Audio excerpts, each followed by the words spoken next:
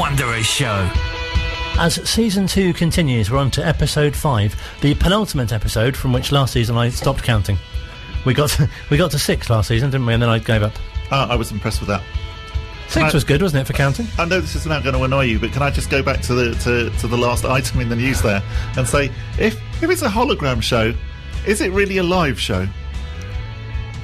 Discuss 25 marks. Yeah, exactly. Yes, discuss. Coming up in the next hour, we've got proper Wycombe Wanderers stuff. It's 50 seconds into the show and I've already annoyed Colin. Oh no, I'm not annoyed. That's good. We have got proper Wycombe Wanderers stuff. We'll be talking about Colin playing golf as well, but most of it will Playing's be a bit strong. Well, okay, Colin's attempt at golf, but most of it will be about Wycombe Wanderers, including the first time that we've said this season, including the defeats to Sunderland and Aston Villa. Both games which you were at. I was, yes, I was there. I will tell you news of my trip up to Sunderland, and I encountered another former chairboy as well whilst I was up there. Oh, interesting. Also, we'll be reflecting on a couple of departures which happened, either side, I guess, of the transfer deadline day. Well, one on it and one the night before. So that's to come. We've got some fixture confirmation news. We have, yes. As it's the international break, we've got some international... We've got some international news. We've got a player being banned news for getting into a confrontation with a former chairboy. And we're also speaking to a legendary former chairboy as well. Yes, very much looking forward to having Sean Devine on the show, which will be excellent. He, in the 99-2000 season, set a club record for the number of goals scored in a season. Which is, and also he was our leading goal scorer of all time. Yes. But that record has now gone, hasn't it? Yes, it's been eclipsed. Is that the right expression? I think so, yes. Yeah. So first, let's chat about your trip to the northeast. Indeed. So we face Sunderland, which is still, and I know we've now been there a few times, but it's very impressive. You do go along thinking it is, Premier League they are Premier League in all but sort of like club status. And I think the surprising thing was that actually, for the first 10 minutes, given the results, we were fantastic. We were really good. Sunderland barely got the ball in our half. And you were sitting there thinking, goodness me, we're much better actually than I thought possibly we were. If we're causing Sunderland this much of a problem, and then he hardly makes any mistakes. Let's be honest. But the ball went back to David Stockdale, which I think was probably his first touch of the game, and it was a fairly poor clearance straight back to a Sunderland player who put it out on the wing. The ball then came back across. They headed it, and it went past Stockdale, and it was 1-0. And you were thinking, it's so frustrating, so annoying, because we'd started so well, and and really actually in the opening 10 minutes probably deserved at least a goal. And so the fact that suddenly we were 1-0 down, and then 3 minutes later, Sunderland go and score a worldly goal, which no goalkeeper is really going to stop, and we're 2-0 down, and you're then thinking, this is going to be a long afternoon, and unfortunately that is then the way that it went. And how did it feel, obviously, suffering a defeat for the first time? Did it feel really like, this is a defeat? Or did it feel, this is against Sunderland, so they're going to be one of the challenges this season? Yeah, slightly that, I suppose. And, it's the fact that we did get a goal, albeit a deflection right at the end, yes, that was quite nice. But it was just slightly frustrating because of actually how well we'd played in that first 10 minutes. You did think, probably had we snuck the first goal, I think it probably would have been very different, because obviously then we probably would have been hanging on, and we would have done all of the Wycombe things that everybody knows that we do, and frustrated Sunderland a lot, and possibly we could have snuck the 3 points, but yeah, as soon as it was 2-0 you were thinking, we're going to struggle here. And then also obviously we had the interesting situation of Anis Mehmeti getting into a bit of a tangle with Luke O'Nien, which was a slight surprise, because Luke O'Nien always comes across, and I'm quite sure he comes across being one of the nicest people in football. He's always got a smile on his face.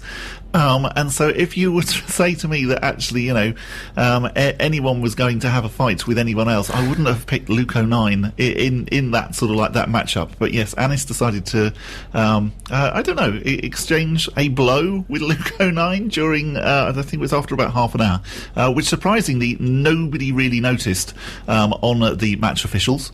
But of course, unfortunately, the TV cameras were there. And yes, it was picked up then, particularly thanks to Colin Murray on his Quest show.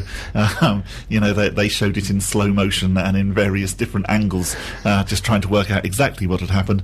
And so today we've now had the confirmation that yes, Anis Mehmeti will miss 3 games, including the Carabao Cup tie away at Manchester City, as well as the games against Oxford and also Charlton. So did you get a sense from watching Sunderland that they would be one of the teams that would be challenging quite near the top?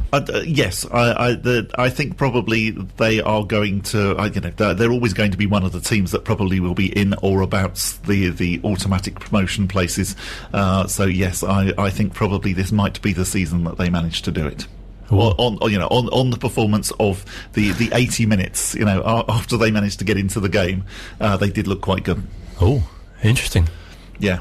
Sorry to, that's one of the promotion places possibly, I'm saying, to be expected, though, I think. Well, and that's the thing, is goodness me, and no disrespect to these other teams, but they're so much bigger than the Portsmouths and the Charltons and the Ipswiches. They just are.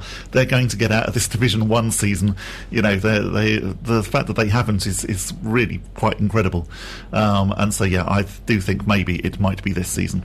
Let's get the thoughts of manager Gareth Ainsworth, who spoke to the media after the game. I couldn't believe we come in at 2-0 down, if I'm honest. I thought we probably just edged it in the first half. But do you know what? This game is about both boxes, and we had a lot of chances today and we didn't hit the target, Even our goal, is a deflected one, But they took their chances really well. I think first half they only had 2 shots at our goal and scored 2 goals, So, but, we're happy. We keep playing like that, we'll be fine. But they were ruthless with their opportunities today and took them all, and that's the game, really. It sounds strange when Man City 3, but there's one way you do come away feeling quite good about your team, quite positive about the season. We'll play like that and beat teams. We've played worse than that and won. Just probably the 5th game, we've had a lot of games as well, so maybe we're not out of steam on the big pitch at the end there, but proud of the boys as always. Yeah, really looking forward to the next game now, see what we can do against Oxford or Ipswich, or see which. That's the international break, so we'll see how that one is. But we've got Oxford after that, which again is a huge game. So yeah, we've got 2 big games coming up. As I say, I think first half I was angry because we were 2-0 down, but I also was giving the boys credit because of the way they played. I thought we really dominated possession, dominated chances, but they put theirs in, and that was the story of the first half. Second half, a lot more even. I'm not going to say we were total dominant, but again, the shots were coming from both sides. They took one of theirs, we didn't, and that's really the story. What did you make? Something you faced a few variations? Yeah, like them. I think they're a good side. Yeah, I think Lee's done a good job recruitment wise, because it was tough. I thought last season they were in a transition, really. They had some big players who had to leave the club when they came down from the Championship first time.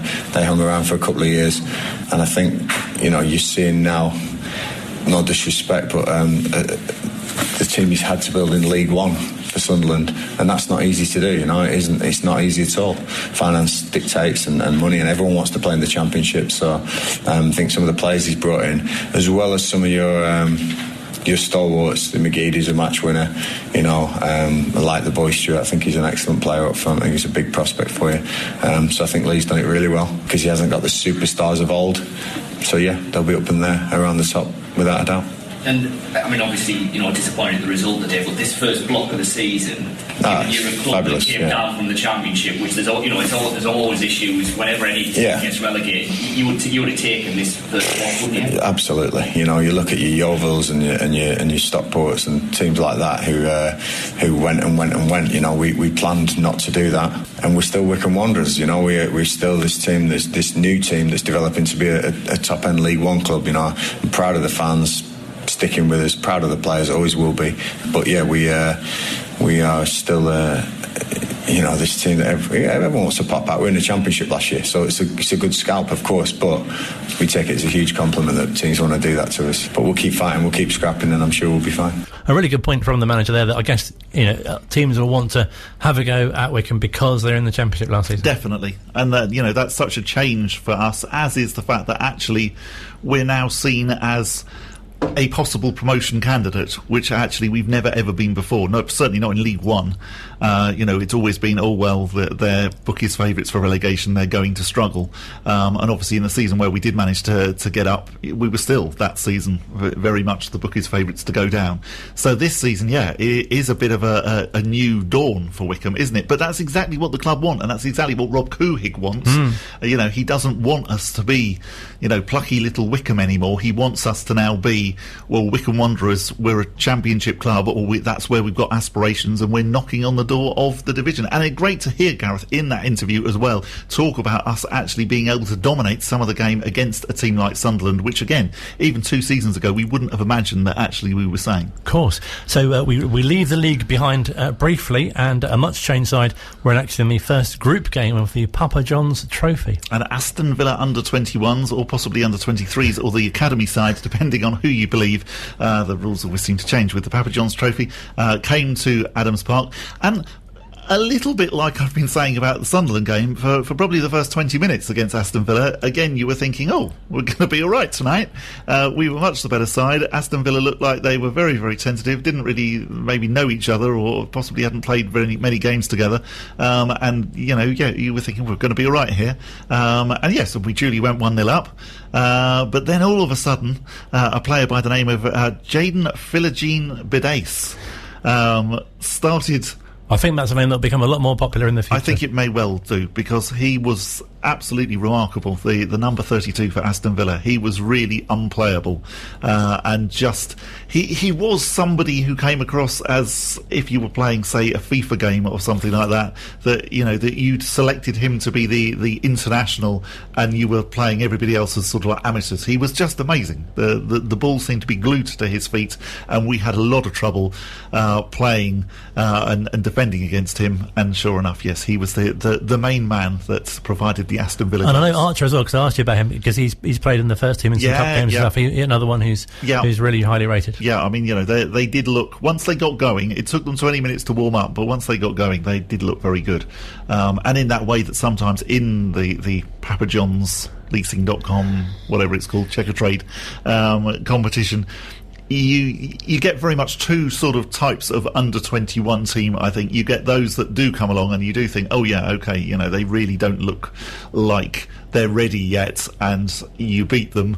And then other times where you think, goodness me, in probably 6 months to a year, we're going to start hearing some of these names on Match of the Day, because they did look really good. And for Wycombe as well, some debutants, some new names as well. Yeah, I mean, that was really good as well. Actually, we were able to field some new players, some new blood, and they did okay. It would have been interesting to see actually them playing against other League One teams, and how they get on. It'll be interesting to see how they do against MK Dons and Burton Albion, who of course we've now got to play, because it's a group stage thing in the Papa John's, so even though we've lost, we still have a chance of getting through to the last 32.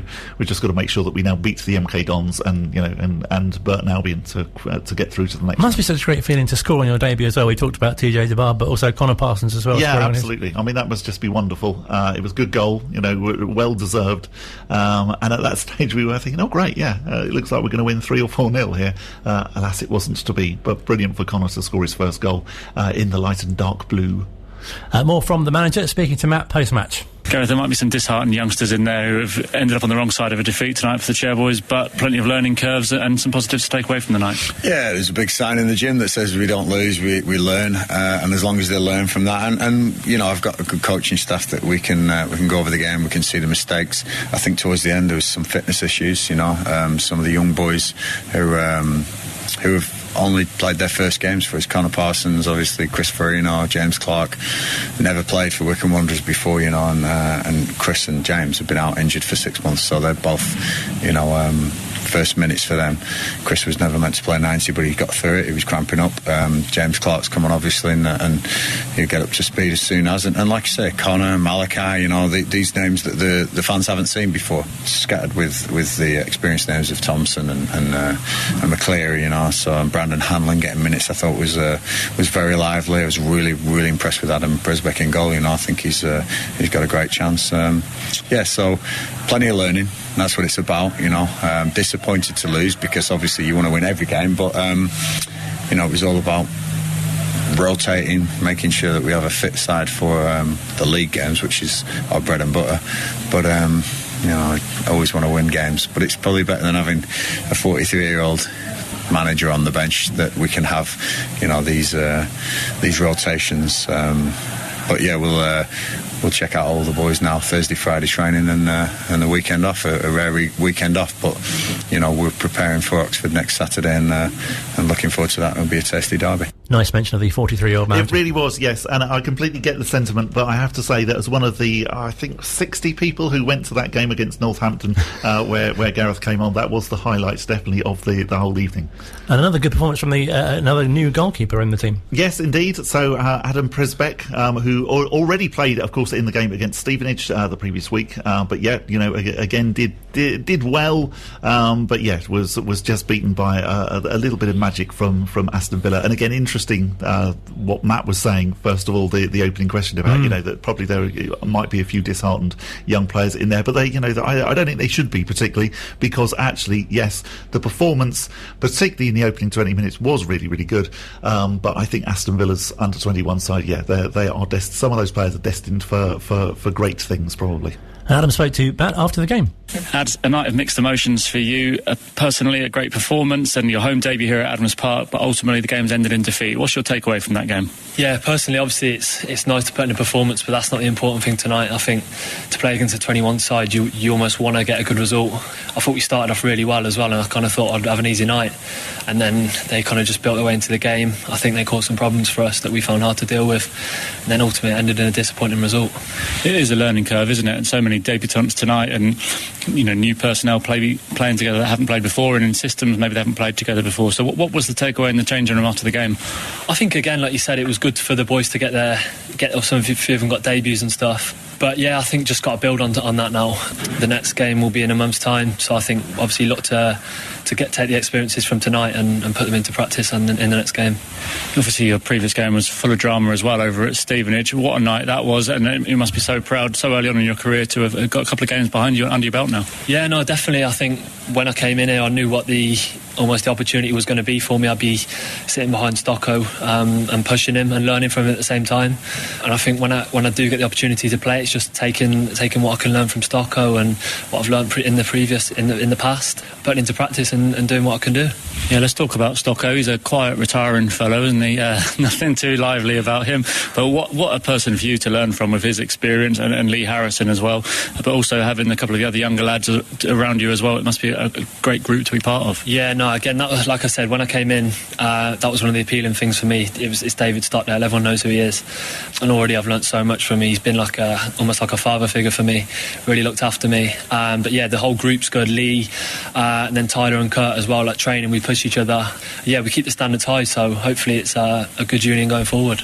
Sounds really positive for obviously the future and some of these young players. Yeah, definitely. Really, really good. And I think that's probably one of the good things actually now about the way that this competition is developing, that actually, well, yes, you get 3 games. So, and of course, we want to try and win. We want to get to the final of the Checkatrade, whatever it's called, because it's a Wembley final. But it's good that actually you can experiment a little bit. You know that actually it's not going to be on the night. If you lose, you've gone out. So I think that is a really, really good thing. Nice to hear Matt Cecil, by the way. I think he's possibly after one of our jobs because he was emceeing at the game against Aston Villa. Oh, really? Which I don't think I've heard for a while. Oh. So yeah, at half-time particularly, he was introducing the music. So that was quite exciting. I was interested to see before the game as well. Aston Villa brought 2 coaches with them, which I thought was a bit Premier League. Oh. It was like, well, you've only got a squad of, sort of like 18.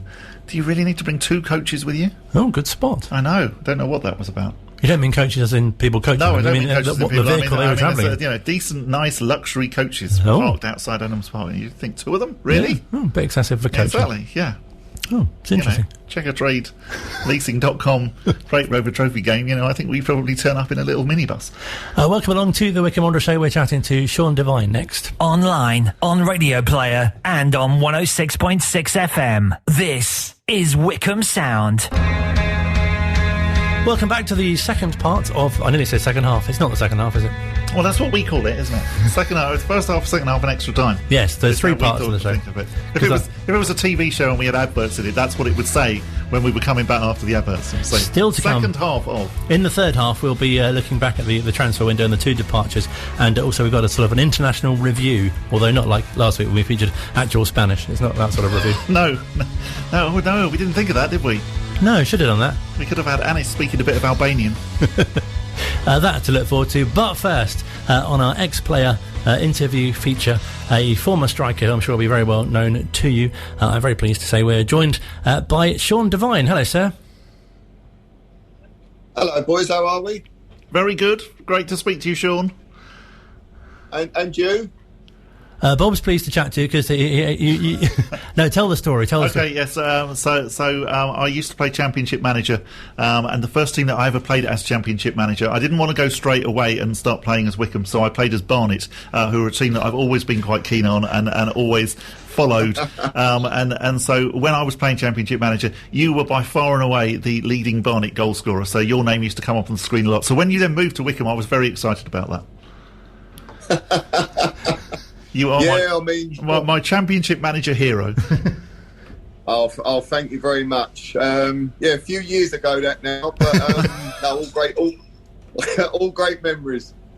So tell us how you sort of came to be a Wycombe player, because initially you were here on loan. I come on loan. Obviously, started to score goals, started doing well, and then I think it got a little bit tested at times because the club were trying to buy me, but I think Barnet were digging their heels in a little bit, and I think Eric Hall got involved in the deal at one stage. But lucky enough, they managed to get the deal over the line, and I think I signed just, about 12 games to go. Ended up scoring about 8 in 12, and we ended up staying up that season. So it was... really good times, a great achievement, and something that, I'll always remember.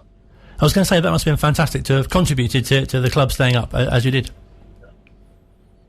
Yeah, I mean, obviously when I joined, I think we were rock bottom at the time, and I think, on some of the, the channels that you looked at on the sports channels, I think we was even in red then, and there was, sort of no way we were going to get out of it. But, we managed to all pull together. Laurie, obviously pulled a good set of lads together. Him and Terry come in, sort of galvanised the team, and, it just went from strength to strength. I was going to say, that must have felt like a real team in transition at the time. Oh, massively. I mean, obviously, if you looked at the previous results and where the team was sitting, for us to sort of turn it around in that short period of time, was absolutely amazing. And as I say, the job that obviously, Laurie and Terry done was amazing. And after your loan spell, you must have been so pleased to have signed permanently, if you like. Oh, yeah, I was well pleased because I wasn't even getting a look in at Barnet. I mean, I wasn't even getting a game. And I remember Terry Gibson come along just to watch a game, obviously, because he was at Barnet. And I was warming up and he sort of called me over and we started having a chat and, said that Wycombe might be interested. They're looking for a goal scorer. And, managed to go on loan and then managed to secure the loan with obviously signing for the club, which, at the time was a great move for me. It was a level up. And now I just really enjoyed my time there. Fascinating to hear that actually, so almost your move to Wycombe started when you were actually warming up for as a substitute for a Barnet game. Because I think as fans, we always assume that actually those are conversations that take place between agents and whatever. And again, really interesting that you mentioned the name Eric Hall, whose name I haven't heard for a long time as a football agent. But yeah, I think we don't really imagine that actually just maybe a little conversation on the touchline then leads to a transfer or a loan spell happening. Yeah, it's amazing how these things happen. As I say, it was a cold, wintry evening game. I can't remember who we were playing at the time, but yeah, as I say, Terry was just standing there and we were just having a chat, and the rest is history, as they say. It's fascinating to hear these sort of behind-the-scenes news, because as fans, obviously, you don't realise, what goes into bringing a striker to the club or any player to the club, and it must have been great for you to have settled in so quickly. Yeah, as I said, I was made to feel really welcome, obviously by the management and also the players. I mean, there was some great players in that side. Steve Brown, Keith Ryan, Jason Cousins. We also brought Batesy in, and Paul McCarthy, Paul Emblem. The list goes on and on. Martin Taylor, and yeah, I mean the side was already there. It was just how we could get the best out of what was there and what they had, and then obviously me and Batesy coming in, and it just seemed to, all gel and work. And as I say, we managed to get out of it on that last day. It must have felt like a special time because, you speak to ex-players who, during their, whatever their sort of generation or decade is, there seems to be something special about that particular team. And that's something that's reflected in the teams, especially in the players that you mentioned. Oh, definitely. I mean, you look at the success that the club's had, obviously, coming up from non-league football, going up through the divisions. And that success is now ongoing with what Gareth's doing with the first team, and obviously the promotion last year and a good start to this season. So long may it continue, because as I say, it's a great club that always made me feel welcome, and I just enjoyed playing at Adams Park. It was great.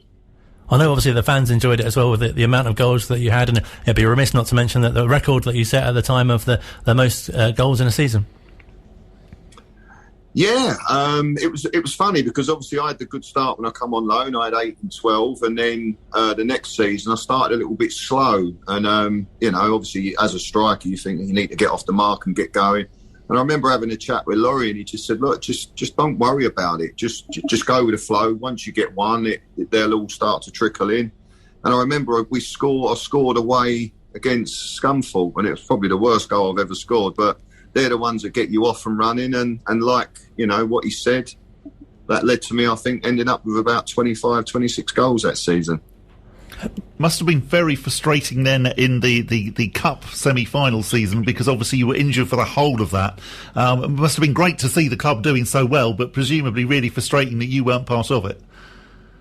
Yeah, obviously, it's one of those things. I mean, it wasn't just me out at the time. I think, Paul Emblem was out, Jermaine McSporran. I think Andy Baird had a really bad knee injury as well. So there was quite a few of us with quite serious injuries. But as you say, it was disappointing, and obviously you want to be involved in it. But it was just great to see the boys do what they did and get as far as they did. But sometimes, you just think, if I was involved or these other boys was involved, could we gone one step further? So it was bittersweet, but it was obviously a great time at the club, and everyone was buzzing. So to reach an FA Cup semi-final, was just excellent. Great stuff. You hear a lot of players saying how challenging it is sort of mentally to be out for such a long period. But as you say, there are other players who had injuries as well. So that must have been quite a sort of bond that you had between you as well. Yeah, as I say, I think there was 5 or 6 of us with quite long-term injuries at the time. So, yeah, I think we all sort of kept each other going. As I say, it's not a nice time when you're injured, especially when, obviously, with the injury that I had, there was sort of no proper diagnosis at the start, and it wouldn't go away. And, I had one operation and it didn't do anything, and I was back to square one. And you just think, am I ever going to get back playing football? And, lucky enough in the end, they found what the problem was, and I managed to, get back playing. What was Laurie Sanchez like as a manager? Clearly, as a member of the crazy gang, he always came across as being a brilliant and interesting character. What was he like to play under? Laurie was great. I mean, he was great for me. Again, I'm very grateful and thankful for, Laurie and Terry to give me the opportunity to obviously, play for Wycombe and obviously play at a higher level. But, with all this crazy gang stuff and, how sort of robust and loud they were, Laurie was quite quiet, to be totally honest with you. Very reserved, a clever man, and obviously he had ideas and a vision for the club when he come in, and he done a good job there, I feel. So we talked about the amount of goals that you scored, and are there any particular sort of goals or games even that stand out as being particularly memorable or favourites of yours, perhaps?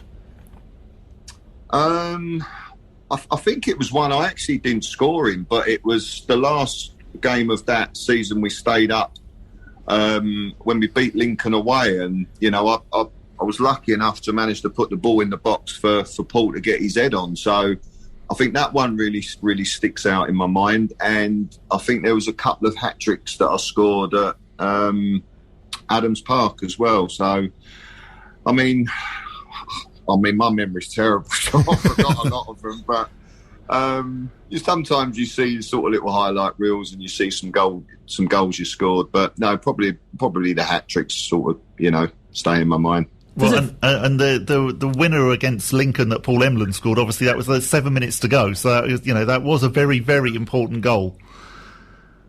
Oh, massively. I mean, because that was obviously the goal that kept us up. That one I see quite often, and it was a decent move, to be fair. I think Steve Brown got the ball in midfield. I'd made a run, and he put me in the channel, and I just thought I'm just going to put this in the box. And Paul Emblem made a great run, sort of to the near post, a little glancing header, and in the back of the net it went. And no, it was just great. It was obviously, you haven't won anything, and sometimes people say, "Oh, what are they celebrating for?" But it was. I mean, you just get, overtaken by the moment, I think. And it was just from where we was. I just think it was a great achievement all round to actually get out of that bottom four and stay up. Definitely. Does it feel like a long time ago? Because I was quite shocked to see that it was just over 20 years ago that you were playing at Adams Park. Oh, it seems like yesterday. No, it is a long time ago, trust me. And you've done quite a lot since then. So obviously you then went to Exeter and you played in the famous 0-0 at Old Trafford. And then you've even been to New Zealand as well and played out there. Yeah, I went to play in the A-League in 2005 in their inaugural season, which was absolutely amazing because I got to travel around Australia every other week and obviously had the opportunity to live in New Zealand, and we actually ended up staying. We got our residency after 2 years, and where we were living was just stunning. And said to the family, "What do we do? Do we stay in New Zealand or do we go home?" And we all made the decision to stay there because obviously the lifestyle that we had, and I had 2 young boys at the time, and for them it was just brilliant. So we ended up staying, but then we moved back in 2015 because my wife's mum sort of got taken ill at the time, and after 10 years I think it was the right time to come home, and we made the move back to England. And you've got into management as well comparatively recently at Leighton and Buckingham as well. Yeah, I was at Buckingham a season ago, but I stepped away from that obviously middle of last season, then COVID and all that come in. So I'm actually coaching with a friend at the moment. I'm helping him out with his under-13 side, a team called Leighton Park Rangers. So I actually live in Leighton Buzzard at the moment. So I've been helping him, which has been really good. And then I'm also doing sort of private coaching, one-to-ones, group sessions. Got a few lads on board that I'm working with, and just really enjoying it. That must be so rewarding to kind of pass on, obviously, especially to strikers and forwards, your kind of experience. Yeah, as I say, I do some specialist sort of finishing or striker coaching, if you want to call it. But I work with, defenders, midfielders, all different age groups. I've got a couple of lads that I'm working with now that are at MK Dons, that have been released by them and are now sort of playing semi-pro football. So it's great to actually be working with them and trying to, improve them and get them back to where they should be playing and hopefully get another opportunity to play professional football. And what was how did you find the transition from being a player to being a manager? Because obviously you've played under managers and becoming one yourself. Very, very difficult. I think as a player, you take that for granted.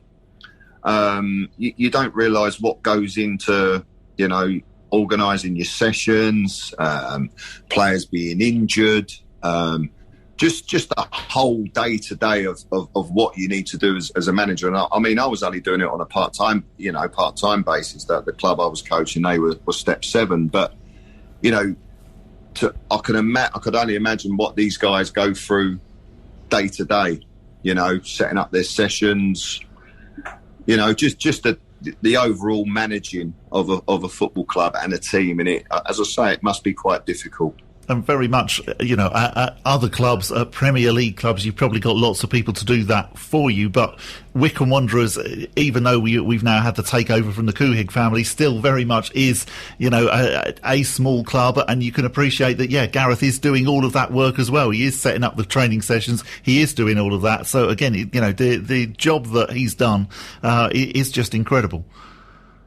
Oh, definitely. As you say, the levels are what they are. The Premier League is what it is, and don't get me wrong. I'm not saying it's any easier for those managers than it is Gareth, but with what they get and what they're exposed to, and is a little bit different to what probably Gareth's doing now. Yeah, he's got people that help him, but I think in the Premier League there's a lot more people about to take a little bit of that load off of the the manager, and as you say, obviously Gareth's taking probably a lot of that on himself, and but he'll have a good support network around him, which he seems to have, and that's sort of coming out in what he's doing at the club and the performances on the pitch.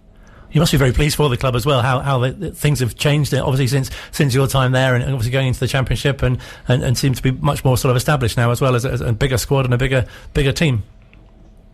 Yeah, I think if you look at the facilities at the club, I think the stadium and that it should be in the Championship, in my opinion, and it was great to see them get that opportunity, and I just hope this season goes well and they get another chance to get up there and maybe stay up there. I mean, I think they only missed it. Was it 1 point last year? Mm.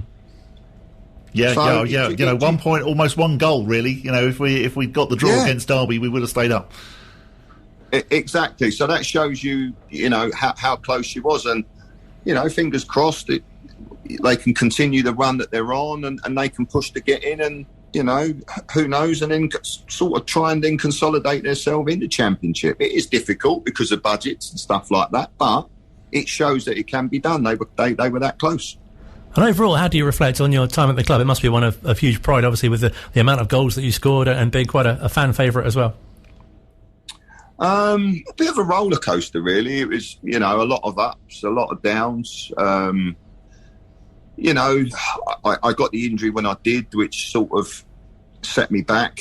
So I was really enjoying my football at the time, and as you mentioned, scoring lots of goals. The team was doing okay. And then, you get an injury and it just puts a bit of a sour taste in your mouth. And, not playing for nearly 2 years, I thought I was done. So it's a great club. I absolutely loved it there, loved the people, made to feel welcome. No, it was just a great time and a great bunch of lads as well. Obviously my fellow teammates and the professionals that I played with, they were absolutely brilliant. And great that you're still obviously involved in the game with the coaching and, as you say, sort of dabbling in management at the lower level as well. Yeah, it's, as you say, the little bit of knowledge that I may have, it's just nice to pass on to, young, aspiring players. Whether I sort of go down the management route again, who knows? If something comes available, I may look at it. And again, it was a great learning curve. You learn things, that you take, as I say, that you take for granted as a player. So, no, I really enjoyed it. And, as I say, would definitely look at doing it again.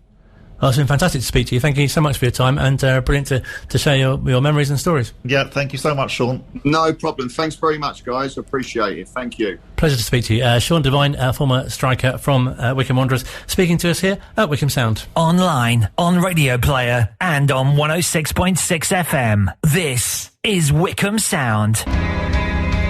Final part of this week's Wycombe Wanderers show. Many thanks indeed for listening, if indeed you still are. If you've gone somewhere else, well, there's always the podcast version. You can catch up a bit later on. You'll hear this bit then.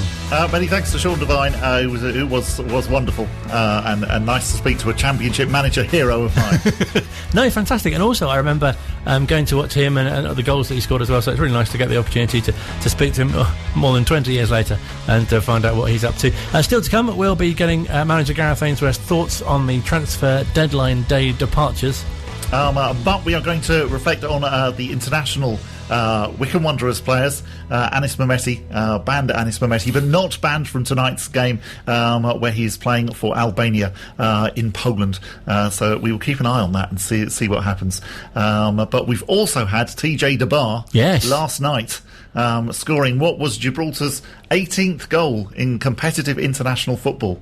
Really putting Gibraltar on the map. Well, indeed, yes. They don't score many goals. Their goalkeeper tends to be busier than their strikers. So the fact that TJ now has 3 competitive international goals for Gibraltar is quite impressive. And there was an online suggestion that he might be the club's first international scorer connected to the World Cup game. Yes, and you did send me a bit of homework, which I haven't actually, which I failed. Oh, really? To do to find out whether or not any other Wycombe Wanderers international player has scored a goal because it was in the believed World possibly Cup, because it Kevin was believed, Betsy was the Seychelles, wasn't it? But I can have a very quick look now if you want.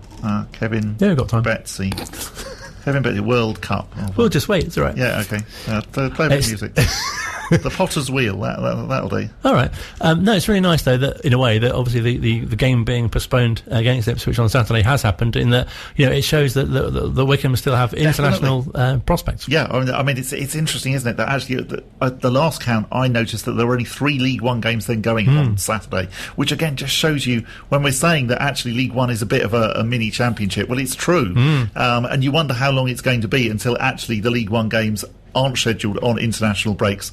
I would imagine that might actually happen next season, just because, if you're only getting, say, 3 games each time, there doesn't really seem much point in scheduling them. I'm sure the club are probably a little bit disappointed that the Ipswich game, which probably would have brought a very healthy crowd, and probably lots of fans would have come down from Suffolk, and probably not quite so many will come down on a Tuesday night. I'm sure they were disappointed about that. But I expect Gareth was probably quite pleased in that, as he said previously, the season is so ridiculously unrelenting, and particularly at the beginning where you've got the League Cup games, you've then we have the Wigan game obviously on the Tuesday night, you've then got the Papa John's Bingo Numbers Cup, which I think would be a better name actually for it, particularly some of the numbers that Aston Villa were wearing on Tuesday night. Or perhaps if the National Lottery sponsored it, that would be good. That would be brilliant, yeah, because Aston Villa had I think they had a 47 and a 49 and possibly a 50, so yeah, the National Lottery Cup will be a much better name.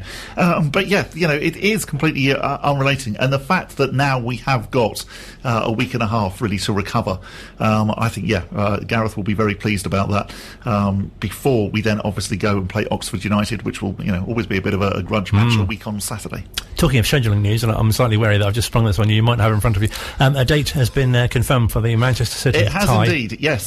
So Tuesday the 21st of September at 7:45 at the Etihad is the confirmed time for the Carabao Cup third round game, and also the news is that it is not going to be on television, and even worse, it's not going to be on iFollow. So if you want to see the game, you have to go, basically. I'm sure tickets will go like hot cakes. I would imagine that they probably will. I think they'll go like hot cakes down here in Buckinghamshire. I would imagine that probably they won't be going quite the same rate up in Greater Manchester. No. So I think we'll probably be all right. Lukewarm cakes. Everybody who wants to go will be able to go.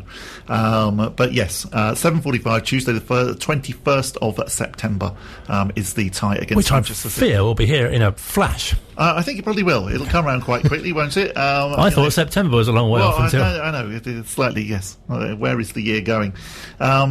We have one other international as well, of course, Daryl Horgan. Of course. He was an unused substitute last night in the slightly heartbreaking loss for the Republic of Ireland, where they were beating Portugal 1-0, and then a certain player called Ronaldo then scored 2 goals to ensure that they lost 2-1. That concludes our international roundup for this week. It does indeed, yes. Talking of this week... No foreign languages this week.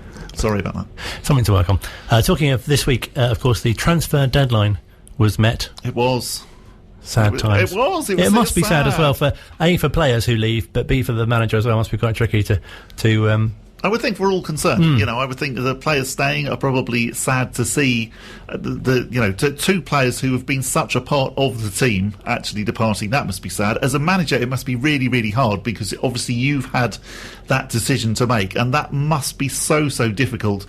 And clearly you have to go with your head rather than your heart, but that must be a really, really tricky thing to do. And so, very, very sad to see the departures this week of Scott Kashkett and also Alex Samuel. Yes, Scott's departure was confirmed, wasn't it, the night before, and then shortly afterwards it was revealed he was going to Crewe. and Alex Samuel going off to Ross County, so playing in the Scottish Premiership. It'll be interesting to see him when he features, say, at Ibrox or at Celtic Park. Really, really looking forward to seeing how they both get on. And Gareth was reflecting with Matt on those two departures. Gareth, it's transfer deadline day, but we're talking about two departures from Adams Park, two players that played real significant roles for you. Let's start with Scott Kashkett. You turned a League Two player into a Championship player. You must be so pleased with his progress and wish him all the best for the future. Yeah, Scotty did all that himself, you know. He just gave him the platform to perform, and honestly, for one of the first times, it really hurts me letting two players go today, because they've played a huge part in the Wycombe Wanderers story. They're not just in the book; they've got their own chapters. These two, you know, and the Scott Kashkett chapter is this boy who we were tipped off about, who came in and signed for absolute peanuts. You know, I'm sure Scott won't mind me saying this, but he signed for next to nothing, like a wage that you couldn't even believe in a football club. Because we had no cash at the time, he was desperate to get out of Leyton Orient.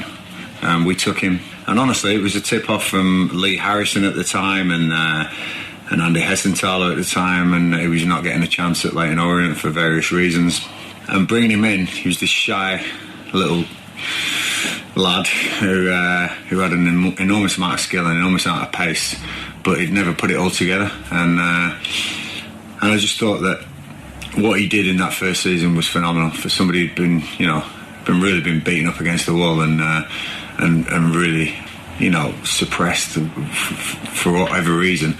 He opened up, and my biggest pleasure with Scott Kashkett was not the football side, but seeing the person develop over the years that he's been here. Honestly, he turned into this chirpy banter guy in the dressing room, and you know, when he first came in, I won't say boo to a goose now, he'd say whatever he wanted to anyone, and it was brilliant. You know, he really has played an enormous part, and I can't thank him enough, because I needed people. My career's not well been rosy and wins and particularly at the Championship now, and in the days of League Two and the days when we almost went out of the league and we needed to, you know, we started the season once, we didn't win for a few games. I remember we were down the bottom of the leagues. You know, Scotty went on an unbelievable run one season. His family's great. You know, his mum plays a big part in his life, and she was instrumental in his moves, and we were in contact with her. And I just I know that Crewe are getting one heck of a player. You know, what we have to say is that we're just proud to have played a part in Scott's journey, because he's a great player, a great lad. It was the right time. I think, you know, the route to the playing and the starting 11 was becoming more and more difficult for Scott with the way I'm playing and with system change, and I just wish him all the best and thank him for everything he's ever done here, because he'd forever be a part. And Scotty Kashkett scores another goal song, won't be forgotten. And he's always welcome, you know, always welcome back, and like everyone here. There'll definitely be quieter around the place without Scott. And then somebody else who had a big presence around the training ground, but in a completely different way, was Alex Samuel, who was a fantastic move for him up to the SPL. Yeah, and again, difficult for me to find words, because words aren't enough for both of these two. I've said that. We wouldn't have been promoted to League One. We wouldn't have been promoted definitely without Scotty, and definitely to the Championship without Alex and Scotty. Alex came in on trial three and a bit seasons ago. His ankle was a mess, his foot was a mess. He'd been again left on the side and not really considered. Again, that was me and Dobbo playing against Alex Samuel. We saw him playing against us for Stevenage back in the days, and we always knew that this floppy-haired blonde kid who would run after absolutely anything would be one of our future targets. As like Curtis Thompson, the reason he's here is because we played against us so well. Alex did the same. We don't forget a name. We definitely don't forget that face. And Alex coming in on trial was a brilliant moment. You know, he really grabbed every opportunity with both hands. He's a fantastic human being. His faith that he brings with him, you know, he's a very religious boy, and he's been prominent in starting the boys all. You know, they've got a little prayer group, which is brilliant. There's this togetherness. Honestly, Alex never ever once moaned, ever. He did everything that was possibly asked of him. He worked his socks off every single day to try and improve, and I would yeah, you'd be proud of those if they were your own children. You know, he's that much of a guy. Had it tough, you know, coming through, but always had faith and always had that spirit that he would succeed, and he certainly has succeeded. You know, he's got a great move to Ross County in the SPL. I think his first game could be against Celtic, which would be unbelievable for Alex. You know, he just was the focus point of a lot of attacks that season we got promoted. You know, when I couldn't play Bayo, I played Alex, and they shared it up, those two, that season. And as I say, we wouldn't have been promoted without Alex Samuel in the team, and I'm really glad that, again, somebody who was told probably they may not have a career, had a career. Both of those players played in the Championship for Wycombe Wanderers. Scott Kashkett scored our first ever goal for Wycombe Wanderers in the Championship. Alex Samuel at Wembley, you know, he ran his socks off, you know, to get the playoff semi-finals. You know, he was just blew Fleetwood away, you know, with his running, and again, like I say, they've got their own chapters. They haven't just got their own pages, these two. They really have, and it really, really does pain me to let these two go, but it's the right thing, because there's no way I wanted to frustrate them and end the relationship on a sour note with them not playing and coming to see me, knocking on my door saying, why am I not playing?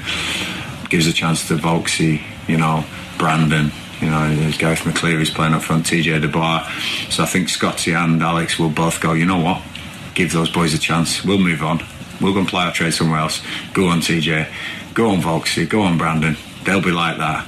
And of course go on Bale, who's been there for them too as well. So thanks guys, you've been awesome. We couldn't have done it without you. Huge part, always welcome, and God bless. Thanks to you. What a really nice tribute from a manager. Just you know, you could feel yourself slightly welling up when he starts saying, you know, about his children, and you know, that was really, really nice. We're just having a bit of a pause now to reflect on the play. It's got any tissues? It's like the circle of life, isn't it? It's something that happens at football clubs, and I suppose you can't get too attached to players. No, and that's the thing. Well, and also when he then talks about Bayo, and you think, well, goodness me, you know, this time next year, our club is going to look quite different. You know, without some of the leaders and the generals, and you know, and the icon of our football club over the last few seasons actually not being there either. Of course, you know, that is going to be quite a big emotional moment, isn't it, when actually Bayo sort of takes his last bow. But really positive as well that they're bringing in through the development team so many youngsters who can step up, and we've already seen, you know, examples of, you mentioned Anis and Debar's TJ as well, who, you know, they're already starting to make a name for themselves. Yeah, definitely. And again, you know, looking at Tuesday night, fantastic to actually see so many, you know, of the development B team, whatever you'd like to call them. It's getting a bit checker trade, but you know, but actually featuring and you know, and doing okay. Finally, you wanted to mention something about the Sunderland programme. Sunderland programme. Very impressed to see that they mentioned quite a lot. There was a whole article which I've never seen before, a sort of like nature page that was talking all about the red kites in Wycombe. I thought that was above and beyond by the Sunderland programme team. You know, normally you just get the you know, the manager, the players, you know, possibly a little bit about the club. You don't get something about the, you know, the animals of the town. And yes, so Sunderland mentioning the red kites. Animals of the town. You know, I thought that was particularly impressive. Really nice to see on social media as well that the Sport and Education Trust had a golf day with the club, including Pete Kerrigan and Gareth representing them on the fairway. And so Luke was quite keen that actually we would take them on in a Wycombe Wanderers show versus the Sports and Education Trust, but you put a dampener on that quite quickly. I had to point out. We wanted to know why, because you said you had an experience at Wycombe Heights Golf Club. Yes, so I was talked into having some golf lessons with the Wycombe Heights head professional, which was actually for a radio promotion, actually, but I didn't take to it too well. There was so much to remember: the swing, the stance, the grip. That was even before you hit a ball, and I wasn't even really allowed on the actual golf course that much. I was mostly based in the driving range, which was quite busy, and I managed to reduce an entire sort of group of people who'd stopped what they were doing and saw what I was doing, just laughing into tears. Because when I hit the ball, which was an achievement in itself, I expected it to go up and quite a long way, but it didn't. It kind of went along and shot off to the left. At which point the game was really over for me, because I don't know where that ball, still to this day I don't know where that ball went. Oh dear. So no, I didn't get the golf bug, unfortunately. All right, okay, we won't be offering the club a golf day. Thank you very much for listening. We will be back next week, even though there is no game this weekend. Lots to do though. We'll be chatting to David McCracken, among other things.